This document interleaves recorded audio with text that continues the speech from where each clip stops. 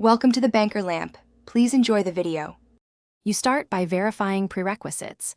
Confirm the SQL Server 2022 edition matches your product key and log in with a Windows admin account.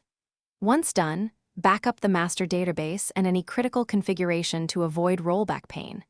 Make sure the instance is healthy and patched. Why? Because license change touches core components and you want a recovery point. Now open SQL Server Installation Center and choose Maintenance.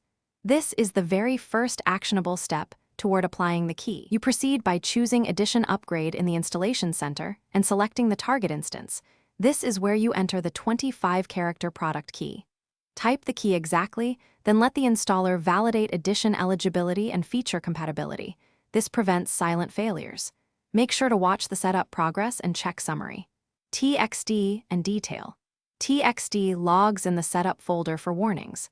If services need restarting, allow the installer to do it so file locks and registry changes complete cleanly.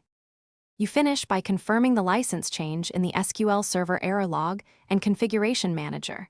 This proves the addition flip succeeded.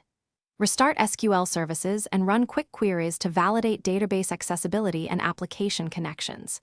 If something goes wrong, don't panic. First, review setup detail.